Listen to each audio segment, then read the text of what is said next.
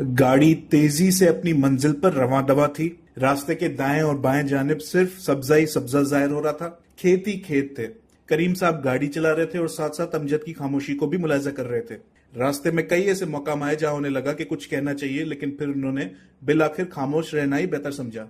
अमजद बजाय तो खिड़की से बाहर झांक रहा था, लेकिन उसके जहन में कई माजी के वाकयात गर्दिश कर रहे थे। उसे अचानक अपनी बहन सकीना का मैसेज मौसूल होता है। सकीना ने पैगाम में लिखा, भाई आप परेशान ना हो, सब ठीक हो जाएगा। उन राहों से जरूर गुजरना चाहिए जो हमें तकलीफ देती हैं। यादें एक बार में मायूस थी और आपने मुझे ये बात बताई थी। मैं जानती हूँ आप कई यादों को अपने कल्ब में ही कैद रखना चाहते हैं, लेकिन हर चीज की एक गुंजाइश होती है। अपने खौफ को खारिज कीजिए, माजी की यादों का सामना कीजिए। आपकी बहन आपके साथ है। पैगाम पढ़कर अमजद मुस्कुराने लगा। करीम साहब बोले, शुक्र तुम मुस्कुराए तो सही। दोस्तों, अगर ये कहानी आपको पसंद आ रही है तो इसे अपने दोस्तों और अजीजों में तकसीम शेयर जरूर कीजिए। साथ ही हमारे चैनल को सब्सक्राइब कीजिए और बेल आइकन पर क्लिक कीजिए।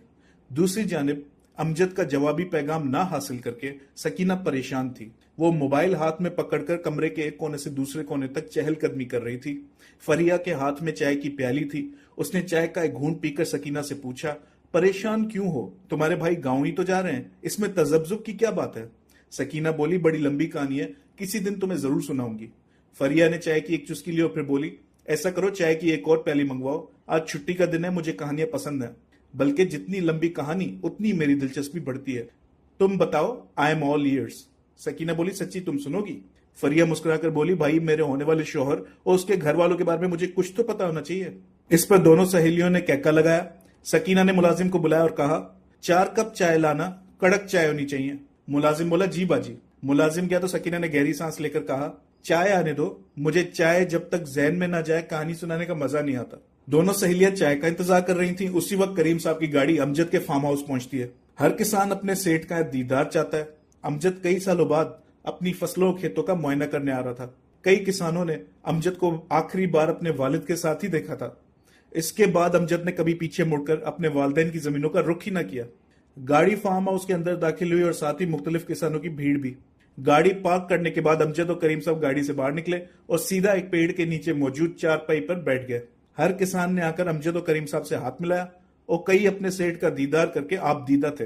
ये रहीम साहब की शफकत ही थी कि जिसने इन गरीब लोगों को अमजद के नजारे पर ऐसा जज्बाती कर दिया। रहीम साहब अमजद के वालिद हद्दुल इम्कान कोशिश करते थे कि किसानों के लिए आसानी की जाए। किसी किसान की बचत कम हो या ना होने के बराबर हो तो उसे कुछ ना कुछ वो दे देते थे ताकि उस गरीब का गुजारा हो सके। लेकिन फिर जब उसी किसान की बचत अच्छी होती तो वो उससे वो रकम वापस ले लेते जो उन्होंने उस किसान को तंगी के वक्त में दी होती थी। वो किसी को भीख देने के कायल न थे, बस आसानियां पैदा करते थे। बर वक्त हर किसान की रकम उसे दे देते, किसी का पैसा अपने पास दबाकर नहीं बैठते थे। रहीम साहब की जबान ऐसी नरम होती, लिबास इतना सादा कि किसी को लगता ही नहीं था कि वो इतने बड़े जमींदार हैं। कोई किसान शिकायत लाता, कभी मुख्तलिफ किसानों में फड्डा हो जाता तो वो बड़े ऐसे तरीके से उस झगड़े को निपटा देते थे। उनकी इस नरमी और ईमानदारी की वजह से तमाम किसान उनकी बेहद इज्जत करते थे। अमजद जब वापस लौटा तो सबकी आंखें इसी वजह से नम थीं। करीम साहब की बेईमानी और तल्ख जबान से सब परेशान थे और अभी तो अमजद को मजीद झटके लगने थे, ऐसे झटके जिससे उसकी माजी की यादों का बोझ हल्का हो जाना था। दूसरी जाने मुलाजिम गर्मा गर्म चाय सकीना और फरिया की खिदमत में पेश करने लगा। सकीना ने चाय की प्याली हाथ में ली और फिर कमरे को बंद करके एसी चालू करके फिर चाय की प्याली को अपने होठों के करीब लाकर एक ऐसी जनाटेदार चुस्की ली जिससे फरिया की आंखें फटी की फटी रह गई। फरिया बोली, अपनी प्याली तुमसे दूर रखनी पड़ेगी, वरना जिस तरह तुम चाय खींच रही हो मेरी पूरी चाय एक ही घूंट में पी जाओगी। सकीना बोली, चाय का मजा तो इस चुस्की में ही है, तुम क्या जानो इस बात को। और फिर प्याली को मेज पर रखकर चौकड़ी लगाकर बिस्तर पर बैठ गई। बोली, आओ तुम्हें अपने घर की तारीख का दर्श देती हूँ। ये कहानी मुझे कुछ चची जान और कुछ भाईजान ने बताई है, दोनों सच्चे हैं। फरिया ने सकीना की बात को काटते हुए कहा, तुम्हें कैसे पता? सकीना बोली, क्योंकि दोनों की कहानियों में एक ही बात मिलती है। अगर एक ने भी झूठ बोला होता तो एक जैसी कहानी दोनों की जबान और हाफजे से हासिल नहीं होनी थी। फरिया ने सर हिलाया और बोला, कंटिन्यू।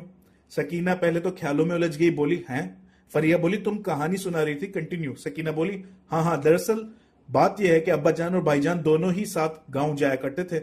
बचपन से अब्बा जान भाईजान को अपने साथ ले जाया करते थे और हकीकत तो यह है कि भाईजान को भी बहुत मजा आता था। वो किसानों के साथ खेलते थे, ट्यूबवेल में नहाते थे, पेड़ के साए तले वो खाना खाते थे। उन्हें ये वक्त लुत्फ देता था।